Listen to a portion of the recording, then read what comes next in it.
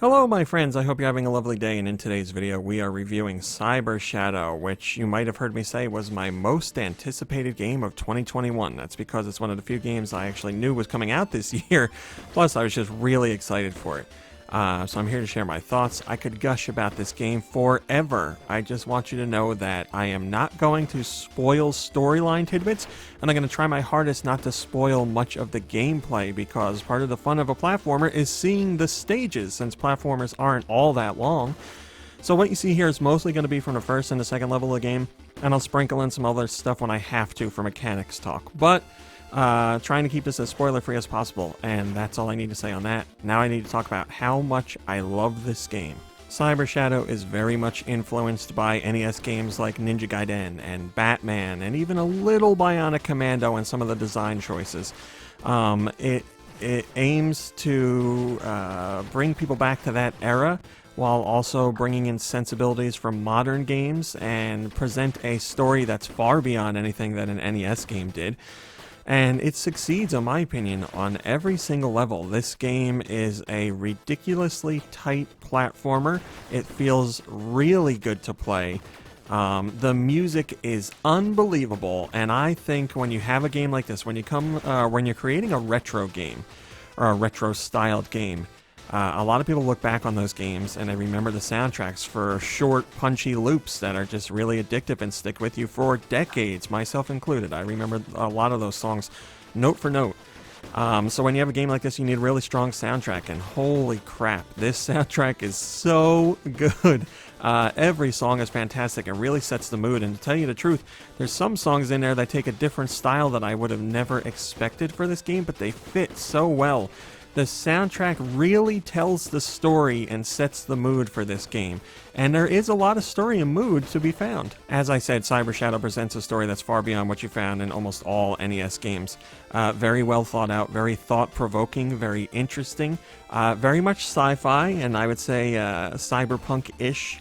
And it's very close to something you would expect, or very close to something like Ghost in the Shell, or something like that, about, you know, souls and spirits and people and what makes up a person and conscience and all that stuff.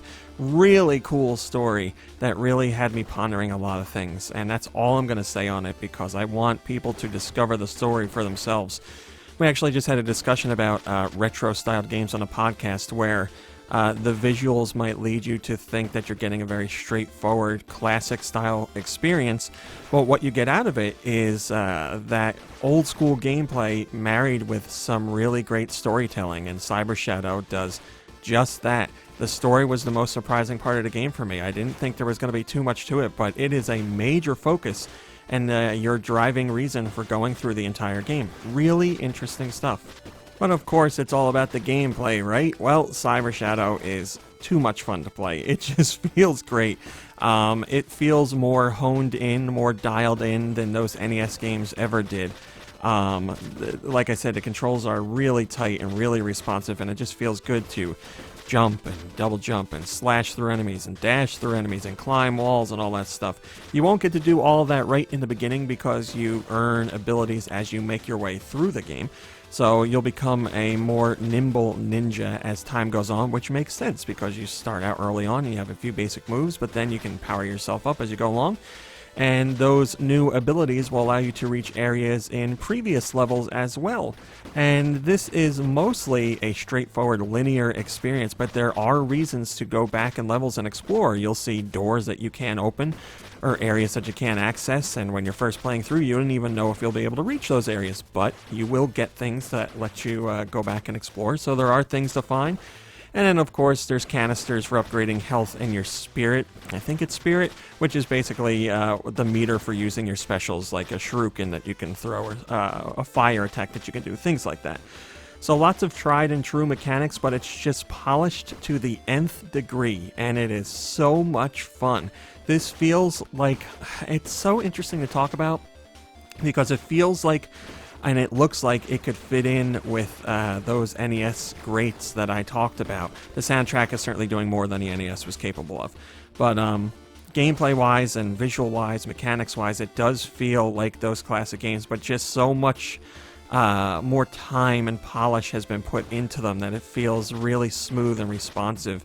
And it's above what you would get in those games, but it still feels like one of those games. So, like I said, it takes modern sensibilities and applies them to a retro-styled game, and it makes for something that in some ways feels like a brand new experience. There are going to be people who look at Cyber Shadow and are like, boy, that's an ugly game. I grew up with NES games, and I can still look at NES games today and find them beautiful, and I think Cyber Shadow is beautiful. I love when games really pull off what those NES games looked like when they were trying to do something really impressive for the system.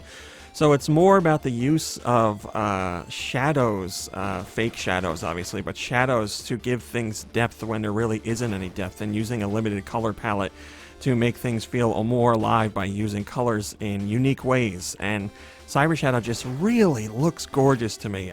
Very obviously inspired, I'd say, more by Batman on the NES than Ninja Gaiden, but both fall in line. There's still a little bit of stuff going on here that wasn't possible with those games, but boy, it does look close to those games, but it is gorgeous. And the cutscenes very much are related to Ninja Gaiden, that style approach to how stories told, at least in cutscene stuff. There's data banks that you read story from too, but yes, cutscenes is Ninja Gaiden. And again, there's some things used that you couldn't see done on an actual NES, but it's close enough to fudge the lines or blur the lines, so that's fine with me. It's just, man, this is such a love letter to the NES, and it's a love letter to rose-tinted glasses for the NES, because you may look back on games in your memory and see them one way, and you play them today and you're like, oh, that doesn't look quite like I thought it did. But I guess the best way I can put it is Cyber Shadow looks like your memories of NES games. Obviously, it's high def. There's no slowdown here, otherwise, or unless it's intended in gameplay. It just does things that the NES couldn't do, but it's still close enough to make you think, yeah, man, this feels and looks just like an NES game. I really hate talking about games like this because people need to experience them, and I don't want to ruin, like, the design of the levels by saying there's this kind of level, there's that kind of level, but there's a lot of variety in the levels and level design. A lot of unique enemies. Some puzzle platforming as well, very light, but some puzzle platforming as well. You're wondering like how I get up here or how do I attack these enemies to reach this area. Tons of hidden rooms, which is a classic NES trope. If you played NES games like DuckTales or Super Mario Brothers, and you know, you would climb over the top of the stage to reach new areas, or knock down a wall in Castlevania to find hidden items. All that is here. I found a few hidden rooms while I was playing. A room with characters dancing, a room that tells you more story, and I access these by going over the tops of levels or trying to reach a spot that I thought looked a little suspicious, and I don't know how many people are going to find those levels if you didn't play NES games, but if you're used to those NES tricks, there's a lot of that here. So, man, there's so much good stuff to say about this game. I can't recommend it enough. I have some very minor gripes. One of them is the music. Something happens with the music in each stage where you first start off. The music stops for a second when it's like, I don't know, 5 or 10 seconds into a song, and then clicks back in, and then it plays fine for the rest of the time you're playing that stage. I'm sure that could be fixed with an update, but it is something to point out. Also, there's a checkpoint system.